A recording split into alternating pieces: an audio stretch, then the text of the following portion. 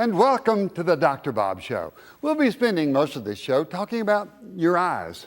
Questions you needed to ask your doctor, but we're sort of afraid to ask. How do we examine the eyes of a newborn, or do we? How about children getting ready to go into school? How do we know if they can see the blackboard? Do they need glasses? What kind of glasses? Can we wear contacts?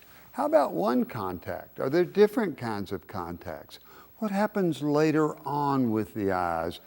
Is there an indication for LASIK surgery? What does that mean? What happens when our arms need to get longer? What do we do for that? If we get glasses for there, are we a candidate for LASIK surgery? Causes of blindness, glaucoma, it can cause blindness. Age-related macular degeneration can cause blindness. Cataracts can cause legal blindness. A lot of things the eye doctor can see in the eyes to save our vision. My guest is Dr. Darin Smith, board-certified ophthalmologist. He'll be answering our questions, and I've got a lot of them for him. Hello, I'm Dr. Robert Overholt. I'll be your host for the next 30 minutes on the Dr. Bob Show. Later on, we'll be talking about strokes, how we differentiate between a bleeder and a blocker, and dangers of pain medicines. A lot of information for you. You'll want to stay tuned.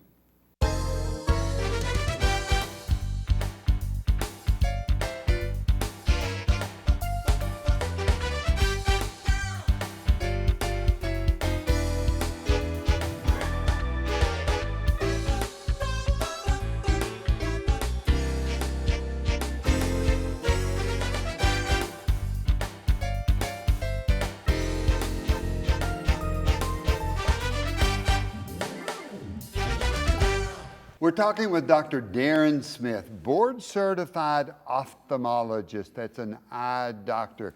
And we've got a lot of questions. Darin, welcome to the Dr. Bob Show. Hey, thank you very much for having me, Dr. Bob. Tell me about a newborn. Do newborns need to have their eyes examined? What do we look for? So, when a baby is brand new born, a lot of times they'll give a little medicine in the eye, just make sure there's not an infection. Sometimes infections can happen at the time of birth. And there'll be a very limited exam, basically looking to see if, like when you take a picture, sometimes you'll get a red eye. Yeah. And so we can actually do that, and we want to see that red reflex. And that shows that tells us that the eye is clear, there's no cataract, there's nothing bad going on, and most likely. If you don't see that red flash, then you have to see your eye doctor, and he'll go on from there. How about kindergarten, before you start school? You see a lot of children start wearing glasses there. How do the parents pick that up, or is that in the school? Sometimes in the school, a lot of times pediatricians will pick up things. And parents are very in tune to what's going on with their children. If a child is able to, see little things on the ground and pick them up, and if they're playing fine, most likely they're fine. But it's good to have a checkout, come school age, just to make sure everything's okay. If somebody needs glasses, how do you decide? That's when we really get into the eye doctor. How do you decide what kind of glasses they need? So, most people that have seen an eye doctor have gone into that funny thing where they go up there and it's got all these dials. What's that called? That's called a phoropter. A phoropter, and there's lenses inside that. And so when they say, which one's better one, better two, and you go back and forth and you get real confused because they look really similar. Basically what the doctor's doing there is just trying to make sure that they know what's the best clarity of vision. So you're looking back at the back of the eye so you can see how the glasses need to help you focus. Right, yeah, those lenses are focusing light. Is that accurate? I'm sorry. No, that's fine. Are they accurate in a young child? About 4, 5, 6, 7, 8, 9, 10? Young 4, 5, 6, no, those things aren't accurate at all. And so what trained and skilled physicians can do is do what's called a retinoscopy. And it's a way to, they shine a light inside the child's eye, and they kind of go back and forth, and depending on what happens with the reflex, remember that reflex I was telling you about, they'll put different lenses in front of the eye, and when it neutralizes that reflex, you know what the prescription is. And so we can actually test vision on someone who can't speak or communicate. using that retinoscopy. Oh, that's fabulous. I never had thought about that. As we get into high school and we're more conscious about glasses or contacts, can you decide if somebody is a candidate for contact lenses, and are there different ones? You know, that's a great question. For me, if I'm seeing a 10 or 11-year-old child, and that kid's interested in getting contact lenses, I won't talk to the child. I'll talk to the parent, and basically find out, is this a responsible kid, or is it not a responsible kid? If they are responsible, what are you looking for? So if the eye is healthy, then I think it's a reasonable thing to try. The issue is contact lenses, though very safe and used very frequently, come at it with an increased risk for corneal infections. Now the corneal infection, where's the cornea? So the cornea is the clear dome of the eye that light kind of goes in. And that's where you put the contact on. Are they hard Yes. to learn to put in? I'm sure it's very frustrating. I've been very fortunate. I don't have contact lenses. I've tried to put them in, and I would go nuts.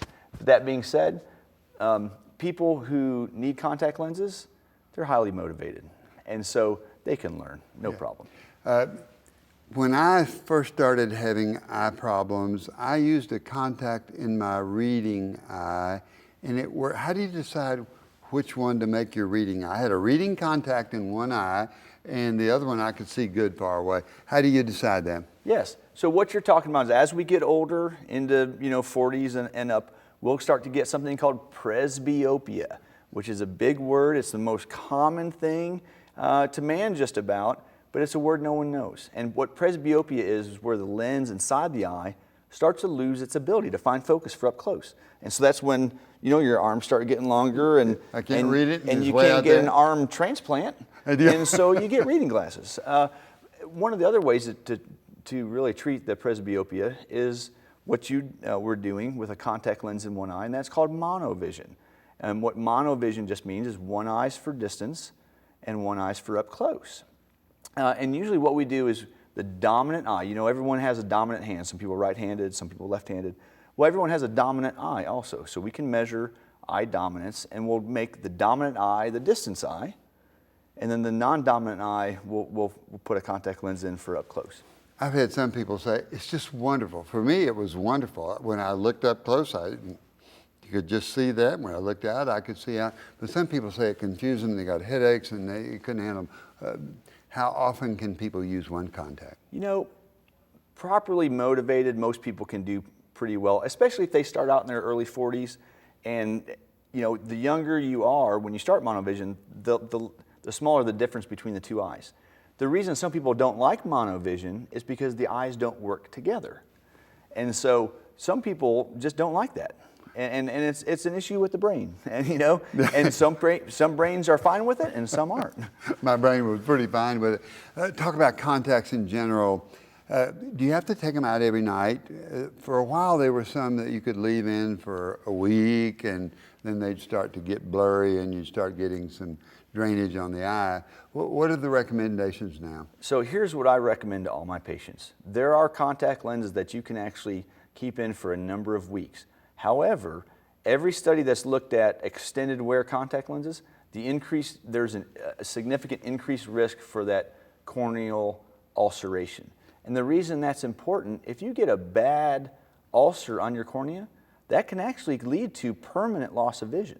And so I recommend to all of my patients, even for the extended wear contact lenses, take them out at night. It's not that big a deal. The nice thing about the extended wear lens, if someone happens to fall asleep, and keeps them in for a day or two, you're probably going to be fine and safe. But really, the healthiest thing for the eye is to take the contact lens out at night. So take them out every night. And every patient I've seen in recent years, they take them out every night. That's important. If somebody's got allergies in their eyes, they can take out their contacts at nighttime, put eye drops in. When you put eye drops over a contact, what happens? Usually nothing. So the contact lens will actually absorb some of that medication and almost turn it into a sustained release kind of situation, but usually it's fine.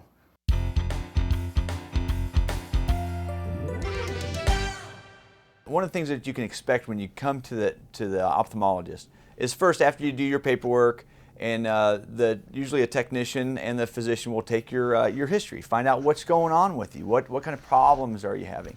And then they're going to check your vision. And the thing that they put in front of your eyes is called a phoropter, and they're doing what's called a refraction. And that's the way we can test for what's called our best corrected visual acuity, which just simply means what's the best vision we can get with glasses. And so that's the funny thing when the doctor keeps saying, which one's better, Susie, 1 or 2?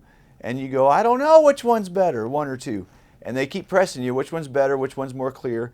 But that's important because that's what we use to write a glasses prescription and to really see how well someone can see. After the refraction, people would check to make sure that your pupils are working and that your eyes can move back and forth and all around, and then that's working okay. And then they'll take a microscope called a slit lamp microscope, and you'll put your chin on a little thing, and then there's a beam of light that comes in from the side. It's a little rectangular beam of light. And with that, the doctor can actually see a three-dimensional view, magnified view of the eye. So when they're doing that, they'll look at the conjunctiva, which is the skin surface of the eye itself. They'll look at the cornea, which is the clear dome of the eye. That's what light goes through. They'll look at the iris, which is the colored part of the eye, and the pupil, which is what light goes in. And then folks will have their pupils dilated. So when you get a little drop will go in the eye, and the pupil will get dilated very large. And after that's done, the doctor can take a look in there with a little magnifying glass and look to see if the optic nerve and at the retina, if that looks healthy. There's two those little magnifying glasses. The first one's a little tiny handheld one that's done with a slit lamp microscope, and we use that to see a very high magnified view of the optic nerve and something called the macula. Later we'll talk about macular degeneration, and it's that little lens that we use to evaluate the macula with. And then you'll see your doctor put a little thing on their head. That's called an indirect ophthalmoscope, and what that's used for is to look at the peripheral part of the retina. Let's make sure that there's no retinal tears or detachment of the retina. And that's some of the things that the doctor will be looking for when they use the indirect ophthalmoscope. We're talking with Dr. Darin Smith, board certified ophthalmologist, that's eye doctor, and we're talking about questions that you always wanted to ask. An infant eye exam, you look for a red reflex. As we get older, we look for visual problems so that we can perform well in school. If we need glasses, when do we need contacts? Different kind of contacts. We can have monovision, just one contact. And then we're going to be talking now about diseases that can cause blindness. Darin, let's go. What is glaucoma? Can it cause blindness? You bet it can. In fact, it's one of the leading causes of preventable blindness in the world. The key there is not blindness, the key is preventable. And so what glaucoma is, it's pressure inside of the eye that damages the nerve in the back of the eye slowly and progressively over time. What's the nerve in the back of the eye? So it's called the optic nerve. So the pressure pushes on it, it dies, and does the patient, can they tell something's headache and hurting them? So not usually. That's what makes glaucoma so dangerous, is it can cause progressive blindness without someone even really knowing that something's going on under the surface. So what does the eye doctor do? Okay, so it used to be thought that the pressure was the most important thing, but really glaucoma is a disease of the optic nerve. And so it's very important for your pupil to be dilated. That allows the doctor to look in the back of the eye, to examine the anatomy back there. And when we look back there, the optic nerve is supposed to have a certain look. And with glaucoma, the optic nerve can change its look. So just because someone has a normal pressure doesn't mean that they can't have glaucoma. Important to see the eye doctor starting what age? You know, for an adult with no other previous history, probably 40s or so. You know, assuming that there's no diabetes, no family history of eye disease. You know, if there's no other things going on. Yeah, and that's a very difficult question to answer because if you've got any eye problems, you see the eye doctor. Now, age-related macular degeneration, AMD. What is that? Okay, so the macula, is the center part of the retina. The retina is the inside lining of the back of the eye, and it's what the lens and the cornea focuses the light onto the retina for visual processing. Okay, so the macula is like the bullseye. It's the center part of the retina. And what happens with the macular degeneration, it degenerates. It gets weak. And because of that, people can end up with large blind spots right in the center part of the vision. Can you treat it? It can be treated. There's two different forms. There's a dry form and there's a wet form. Which is the most common? Dry would be most common. Can you treat the dry? We treat it with some vitamins. Good. And we prevent it with vitamins, or we treat it with vitamins? You can kind of a little bit of both. I mean, Sure. the studies have shown that the vitamins will decrease how quickly it gets worse. What kind of vitamins? So it's in the drugstore. There'll be a section specifically for the macular degeneration. The wet kind that you can treat, what do you do? So nowadays, the way that gets treated with injections inside the eye every month. Do you have to put a needle in the eye? Yes, sir. And when you do that, does the eye pop? No. No, good, but don't want it to pop. And what you're doing is getting rid of the blood in the back of the retina? What happens with the wet macular degeneration, there's bleeding, and there's new little blood vessels. So the medicine that gets injected into the eye helps those blood vessels go away. Let's talk about cataracts. What are cataracts? Okay, so a cataract is the natural lens in your eye that's gotten cloudy. That's all a cataract is. And the lens is where the light comes through and focuses it back on the retina. If it gets cloudy, does everybody eventually get? For the most part, it's an aging change for the most part. And what are some of the ways we can prevent having cataracts? Well, fountain of youth, don't get any older, that'll work. But short of that, there's theories with, using sunglasses and ultraviolet light. Smoking is actually a very big risk factor, well known for causing cataracts to come on sooner. Diabetes can make cataracts come on sooner. Healthy living can really make a difference. When you got a cataract and you have to take it out, do you have to replace the cataract with what? A plastic lens. So we're removing the natural lens, and so if you don't have any lens implant or any lens inside the eye, vision's quite bad. And so we replace it with a clear plastic lens implant. Now they're getting newer and better ones. What kind do you like personally now? Well, there's basically three types. There's kind of like the standard lens, which basically helps for distance vision, but doesn't do anything for something called astigmatism. Some people have heard that astigmatism word. And it doesn't do anything for the up-close vision. Those lens implants are by far the most common, and that's basically what's covered by insurance plans. The second type is a lens implant that can help for people with significant astigmatism.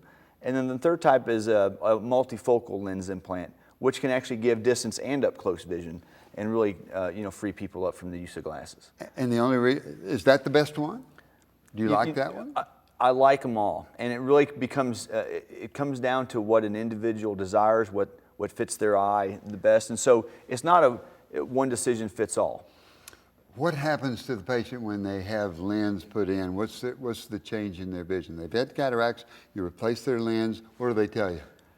Bob, this is one of the most wonderful things? Wonderful and my favorite things of doing what I do. As we get older, so many things start going wrong with our bodies. The aches and the pains and you can't get around. And then all of a sudden, you might have the best vision you've had in the last 60 years. And so it's like a breath of fresh air, and patients absolutely love it.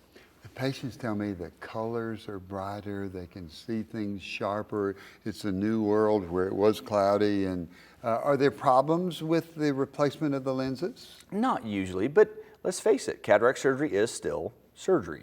And so even though it's a very commonly done procedure, there are some risks, and you want to have it done by someone who knows what they're doing. But for the most part, cataract surgery is a very safe and very effective procedure. When you look at the eye doctor can tell certain common diseases like diabetes and like high blood pressure. What does diabetes look like in the eye? So diabetes usually looks like little tiny splotches of blood, little pinprick areas of blood on the retina in the early stages. So when you see that, you say, do you have diabetes? Oh, you bet. And have you ever, as a person, ever told you, if I do, I don't know about it? Oh, yes. And then you tell them to have it checked. Yes.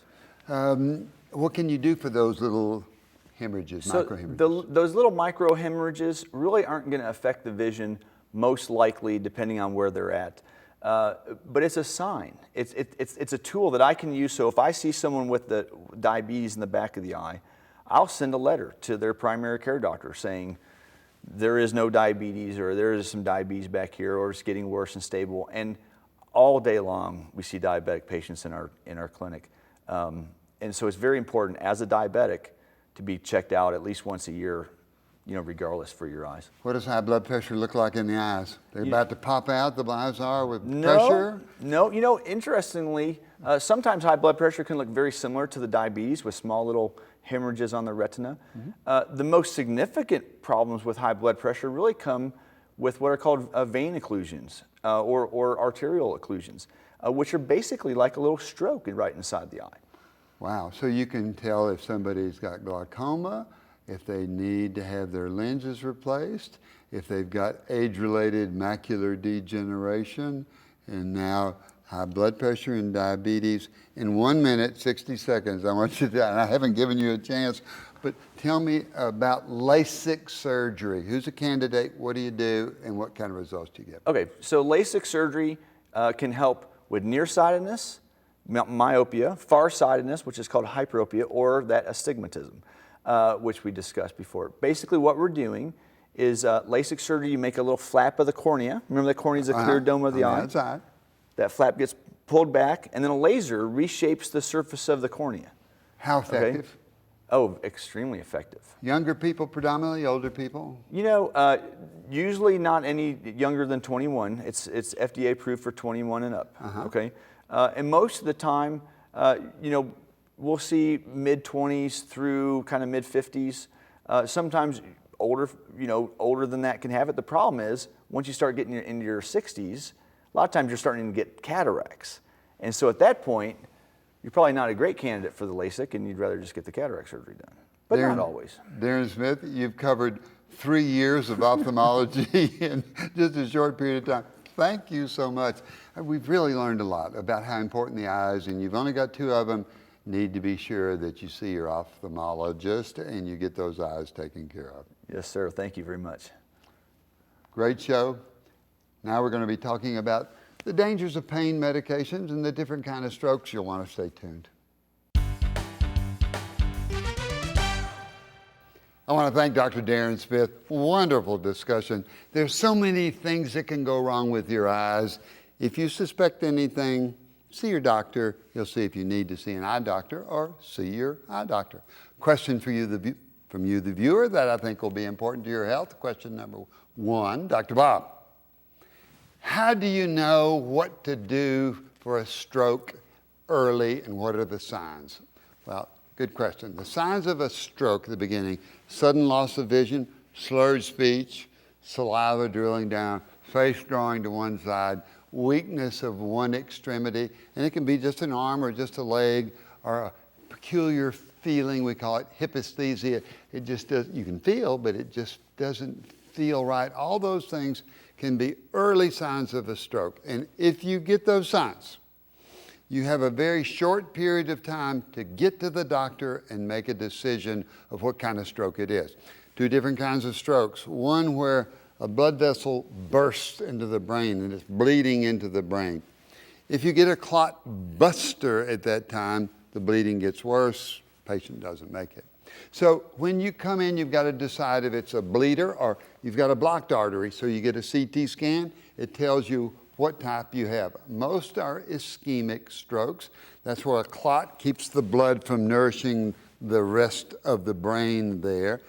You have an opportunity of getting a medicine called TPA. If you get that, it dissolves the clot. When that clot is dissolved, it could break loose. So 6% chance the stroke can get worse, 94% that they can dissolve that clot and reestablish blood flow. So get to the doctor quick. If you don't get quick, those brain cells will die, and you have to reestablish that circulation. If you have those signs of a stroke, see your doctor. Question number 2, Dr. Bob. Are there any problems with ibuprofen? Well, pretty simple question. Pain medicines can cause problems. All medicines can cause problems. There is no free lunch on medications. With ibuprofen, it can bother the stomach. You can get an irritated stomach. You can get GI bleeding. But if you're using ibuprofen-type medications, we call them NSAIDs, and that's ibuprofen, that's naproxen, any medicine like that, they can cause problems in the kidneys, which are trying to establish a good urine outflow and get rid of some things in the bloodstream that we don't want. They're filters, and you can block that filter and get kidney problems with ibuprofen. You can get high blood pressure with ibuprofen or all those type medications. So if you're on those on a regular basis, see your doctor, have your blood pressure checked, and your kidney functions tested. That's all the time we have with this show. A lot of information. It's been fun trying to give you all that information for this show. Remember, you be exercising. It's the most important thing you can do. It doesn't matter what age you are. You can get out, you can do water aerobics, you can get your treadmill, you can just work in the garden, you can do anything. Younger, I want you out really exercising and having a good time. 20 to 30 minutes, 5 to 7 days a week. Eat the right foods. We all know what kind of foods there are. Don't diet. Eat fruits and vegetables and less meat, especially bad meats and bad foods and fried foods. You know what to eat, but you have to change your lifestyle. Get 8 hours of sleep. How important that is? Do you want to be able to perform well? Well, you get that 8 hours of sleep. And what do we like most in the Dr. Bob Show? Be happy, laugh a lot, find that person you love, have a great time laughing. You'll find that you'll be happier and you'll be healthier.